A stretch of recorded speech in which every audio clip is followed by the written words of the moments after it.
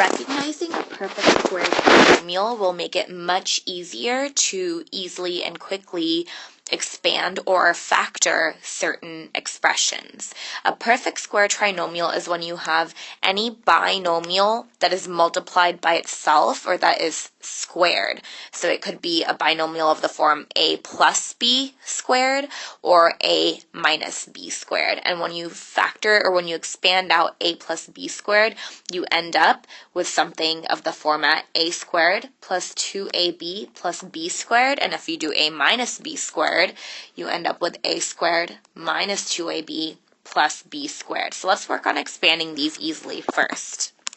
Y minus 4, that entire thing is squared. This is going to give us, instead of actually using distributive property, we can just use our perfect square trinomial format. We can just say y squared, it's going to be a minus since we're subtracting, 2 times y times 4 plus b squared is going to be 16, and that simplifies out to y squared minus 8y plus 16.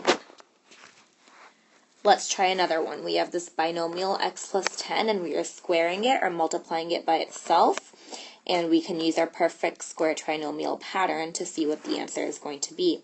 That's going to give us x squared plus 2 times x times 10 plus 10 squared, which simplifies out to x squared plus 20x plus 10 squared is 100.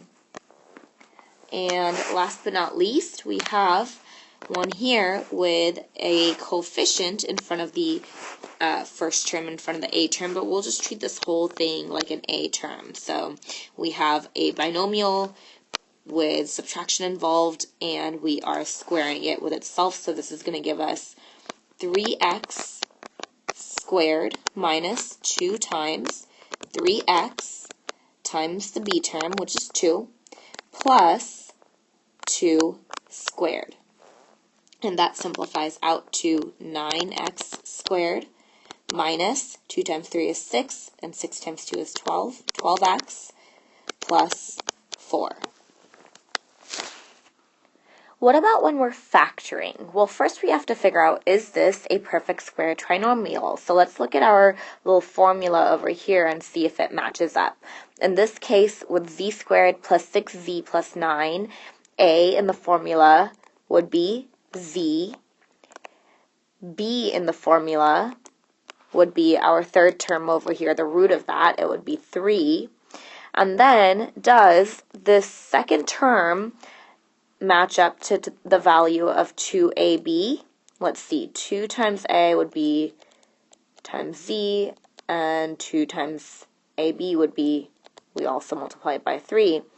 That gives us 6z. So yes, this is indeed a perfect square trinomial, which means that we can now factor it easily. This is going to turn into z plus b, which is 3, squared. And if you wanted to double check by expanding that out, that these do indeed equal each other, you would find that that works out. Let's try one more. First, is this a perfect square trinomial? Well, our a would be the square root of this first term, which would be 4q. Our b would be the root of this third term, which would be 5. And then does that equal to, does 2ab equal our middle term?